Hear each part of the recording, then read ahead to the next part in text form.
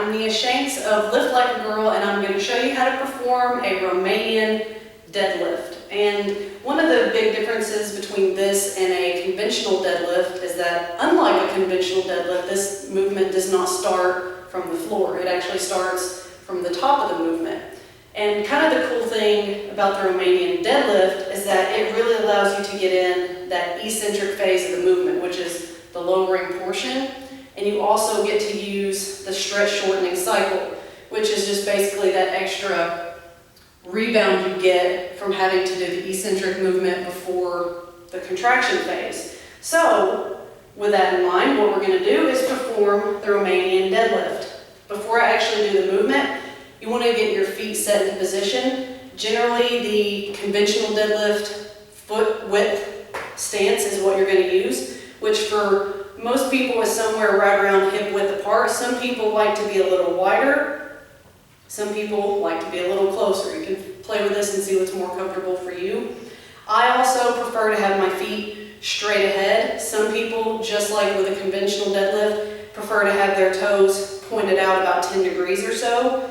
You can play with this and see what you prefer. I'm more comfortable with my toes forward, but again, some people like to point their toes out about 10 degrees or so. So play with that and see what you prefer. So the important thing with this movement is starting it from the top position. So you just want to get it out of the rack, take a step back, get your feet into position. And the important thing with this movement is to know that it is a pure hip hinge movement, meaning most of the movement, or pretty much all of it, is coming from your hips. And the bar is going to travel in a vertical bar path over the mid-foot. Keep that in mind, that's important, and that makes sure you get everything right with this movement. So from here, you're going to do this movement by sticking your butt back, and your knees will bend a little, lower down to about mid-shin level, and then reverse the motion by pushing your hips forward. And the bar is being drugged down my thighs and my shins. This keeps it close to my body, and this keeps it in that vertical bar path. So I'm going to again start the movement by sticking my butt back, dragging the bar down, stopping about mid-shin, reversing the movement. Stick my butt back, and then come back up.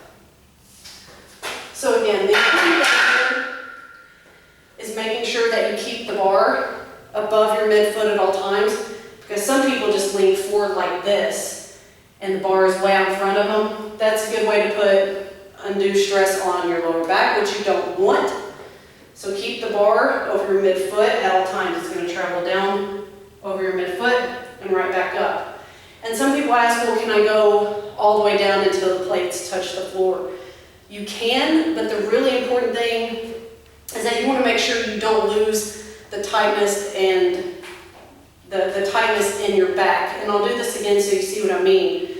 But some people, if they go down so far, their back goes from being tight to kind of rounding forward, and you don't want that. You want to keep your back in a nice neutral, rigid, immovable position is what we're going for here. So that's why I tell people usually stop the movement when you're a few inches below your knees, maybe mid-shin level. That seems to be where most people can get while still keeping their back really tight and rigid. And I'll show you that one more time so you can see.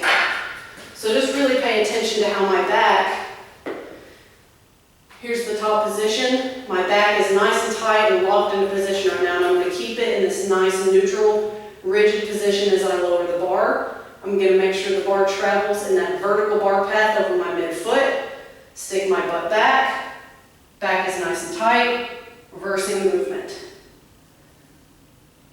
You don't ever want to lose that tightness in your back. And so that is how we perform a Romanian deadlift. And do not be surprised if your hamstrings are on fire from that movement. And that is how you do a Romanian deadlift.